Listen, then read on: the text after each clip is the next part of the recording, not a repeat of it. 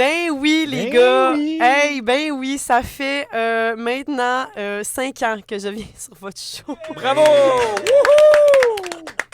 Tout ça, bénévolement, j'aimerais le... T'es sûr que tu sais pas mettre le point? Ah, t'as raison. Oh non! Hey, ma première chronique sur votre show était en 2019. J'avais Hey. l'impression de franchir quelque chose de gros dans ma vie. Mhm. Je me rappelle, j'étais nerveuse.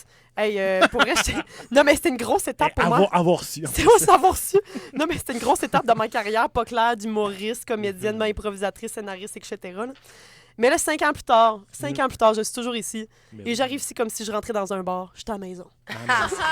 Mais c'est vrai. Non, hein, mais- c'est vrai. Vous m'aidez dans ma vie, vous m'apportez quand même quelque chose parce que vous me forcez à écrire, vous me forcez à faire quelque chose de mon dimanche, mais surtout à regarder l'actualité parce que sinon j'ai aucune idée de ce qui se passe. T'sais.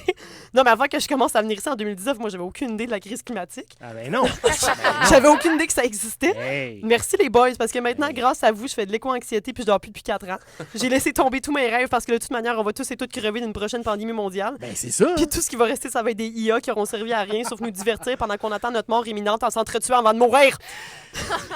Positif. Fait que voilà, merci les gars. Merci, je voulais me remercier. On est un service public. C'est essentiel. Bon, alors ma chronique ne porte pas encore sur la mort parce que je pense que j'ai souvent parlé de mort ici. À quel point j'aime ça venir. Non, c'est- Alors, c'est une blague. Oui. Ok, bon. Oui. Alors, je parle de janvier, du mois de janvier et des phénomènes qui se produisent au mois de janvier. Alors, au mois de janvier, tu sais, tout le monde digère encore leur mousseux cheap du jour de l'an, puis leur dinde sèche de Noël. On est comme tous sur un constant hangover depuis le 23 au soir, en tout cas moi. On est déjà tanné de l'hiver, puis on vient tout juste de recevoir notre vraie bordée de neige. Et non, je ne parle pas du 2 cm qu'ils ont eu en France, puis c'est soudainement devenu l'apocalypse. Non. Parce qu'en France, ils ont un flocon, puis sont comme « La chaussée est impraticable! Ne prenez surtout pas votre voiture, vous allez rester bloqué sur la route comme un morceau de baguette tombé dans une fondue. » Alors voilà. Janvier. Bravo. En janvier, on réalise que y a plus de fête le fun qui s'en vient. Puis excusez, je vais reprendre ça. En janvier, on réalise qu'il y a plus de fête le fun qui s'en vient et qui nous garde encore en vie un petit peu plus longtemps. Parce que oui, c'est un vrai phénomène qu'il y a plus de monde qui meurt dans le temps de Noël et après le jour de l'an parce que les gens... Ben là, c'est des théories là, Les que gens j'ai lues. boivent. Non, parce que les gens, ils se retiennent, tu sais, les gens en fin de vie se retiennent de mourir durant les fêtes parce qu'ils veulent voir leur famille une dernière fois.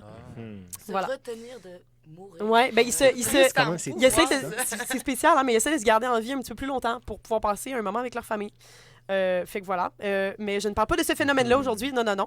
Je parle d'un autre phénomène qui se produit au mois de janvier et qui s'appelle le Dry January. Le drag. Le janvier sobre.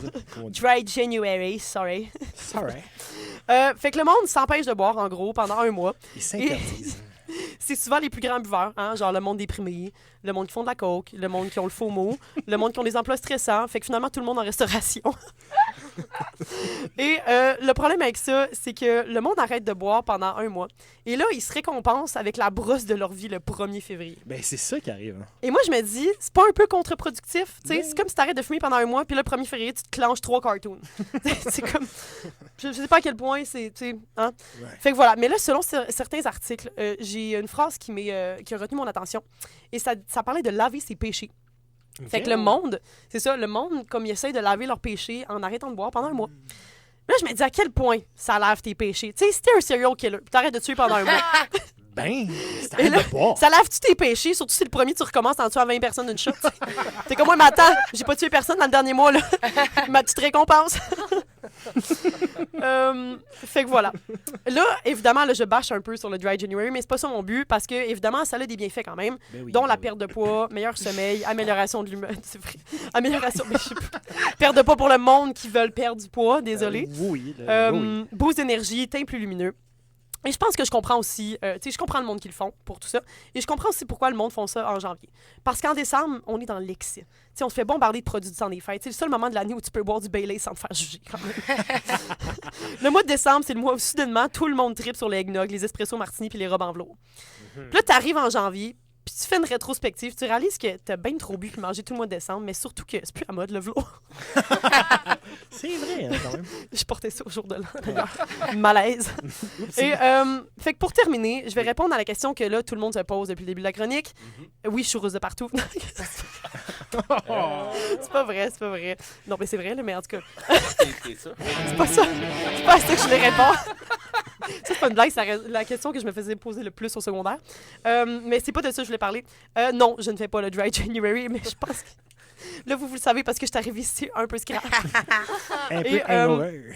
Mais sans blague, j'ai pas bu pendant 4 jours sans le vouloir. Ah, ben là, Bravo! un exploit! Sans le vouloir. Un Sans le exploit! Un coma étiré Et- de 4 jours, c'est ça? Et j'ai vu... Parce que t'es en coma à l'hôpital. Non. Et j'ai vu la différence dans mon énergie. Tu sais, j'avais des sueurs froides, mon pouls était plus rapide, j'arrivais pas à dormir. J'ai bu une bière, puis c'est redevenu normal. Oh my God! Oh. C'est chouette. En tout cas, Et là, fait que finalement, je vais finir en vous disant pourquoi je ne fais pas le Dry January. let's go. Et c'est juste parce que moi, je vis sur un mantra depuis environ 1 an maintenant. Puis je me dis tout le temps, si je meurs demain. Puis j'ai pas envie de me donner de restrictions puis de m'empêcher de vivre ma vie pleinement. J'aime pas ça me donner des limites. Fait que j'ai envie de faire ce que je veux. Et j'applaudis le monde qui font le Dry January parce que je ne le fais pas parce que j'ai pas envie Mais non. de me restreindre. Mais je trouve ça vraiment cool pour le monde qui le font. Alors je vous applaudis, gang. Et mais c'est ça, je devrais peut-être le faire parce que mon foie serait sûrement reconnaissant. Fait qu'en tout cas, je vais peut-être le faire, là. On est rendu mi-janvier, je vais y penser. Regarde, je me laisse jusqu'à février pour y penser. Ben oui!